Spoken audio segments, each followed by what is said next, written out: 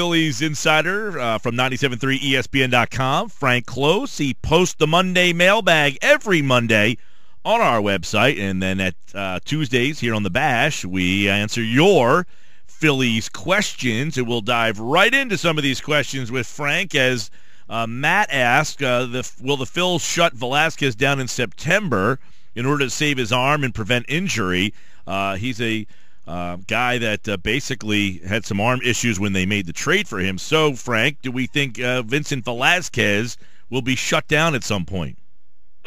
I do think they're going to do something. I think that, and it's not just Velasquez either. I think we already saw them do a little bit with Nola. You know, they gave him that mental break, which seemed to work quite nicely, by the way. Mm-hmm. I think they're going to do the same thing with Jared Eichhoff. You know, really, and Velasquez too. They may not necessarily, quote unquote, shut them down.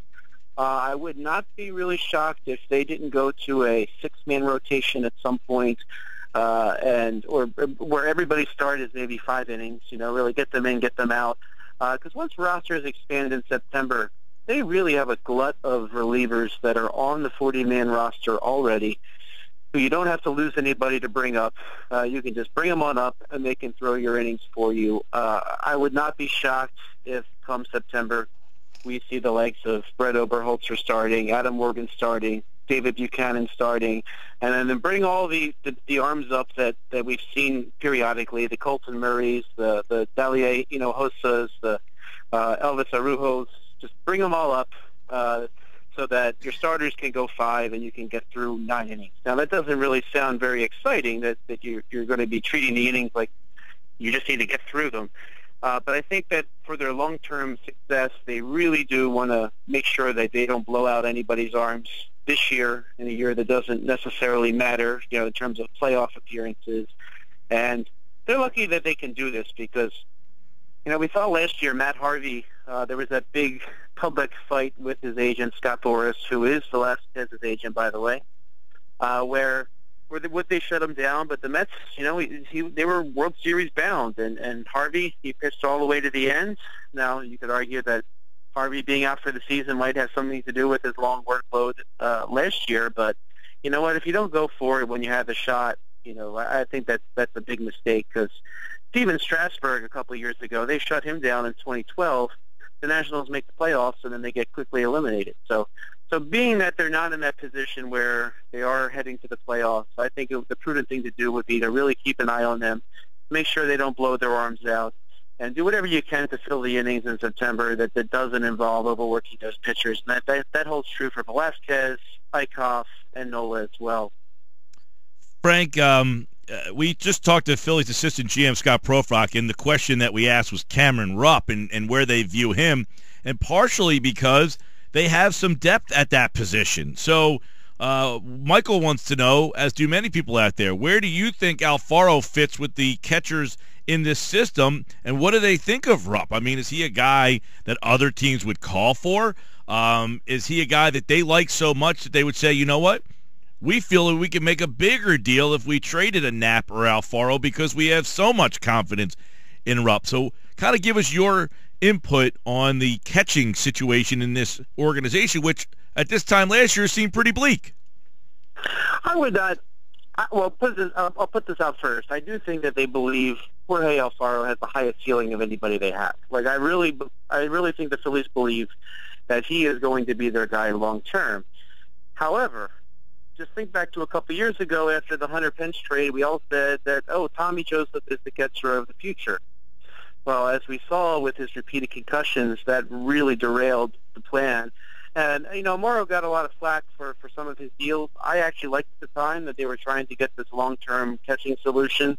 Now, as we saw, a prospect at AA does not equate to an everyday major league catcher. So I think they're going to, and being that a catcher is such an important part of your team because not only is he an offensive force, but he also manages that pitching staff. I think they're going to really take their time on this one here. The shoes will start to drop probably once there's another position available in the major leagues, whether they trade Carlos Ruiz sooner or if he just finishes out the year. I think Andrew Knapp at AAA, he's the one that's going to get the first look in the major leagues alongside Rupp. That'll enable Alfaro to move up to AAA and see some of that pitching, catch some of that pitching. Who's going to have some major league experience, but being how frail the catching position is, and then because of we saw Tommy Joseph never catch again. He's had to give it up. You really just got to let this play out. Rupp, he's been a great surprise.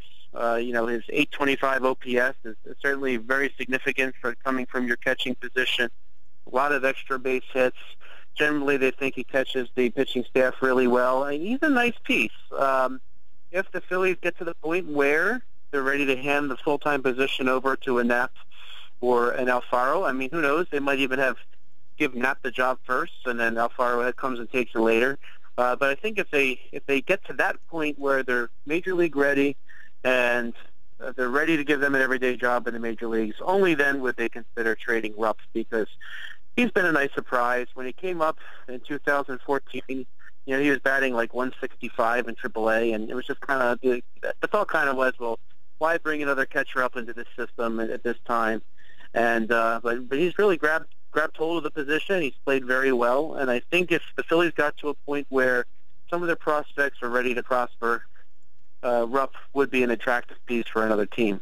Frank Klose is with us. The Phillies mailbag is open. And, Frank, one of the things Scott Profrock is about to do is he told us he's going to go on the road trip, which is a 10-game road trip. The Phillies aren't back after this homestand until Tuesday, August 2nd against San Francisco. And if I'm not mistaken, that may be the night that it's the Pride of the Phillies poster. And so, Vince, you mentioned Carlos Ruiz a minute ago. Vince wanted to know, will Carlos Ruiz and Ryan Howard actually be with the Phillies when they appear on that Pride of the Phillies poster giveaway in early August? Well, let's start with Ryan Howard. Ryan Howard has been playing a little bit more lately. It was kind of nice. He hit that home run the other day, and then he got another start against Jacob deGrom, although, like the rest of the team, they made him look silly. Howard, I think they're trying to let him play more so that maybe he catches some team's eye, and maybe they're willing to bring him on as a left-handed pinch hitter. But all in all, I'm not sure what a market there is for him right now. I mean, granted, it only takes one person to want to take them off your hands. I think the Phillies would be happy to pay his salary the rest of the year. They'd be happy to pay his buyout to give him a chance to play August and September with another team. And somebody like Howard, he's going to go through waivers, no problem. Nobody's going to claim him and assume the $10 million buyout and the rest of his money for this year. So if somebody wanted to take a shot for whatever reason on Ryan Howard, although I think there are better options for those teams out there, they could basically have him. But I think the more likely situation is that Howard's going to stick with the team the rest of the year. He's been a very positive veteran force to a lot of the young players, and I think he's really embraced that role on the team. Frank Klose?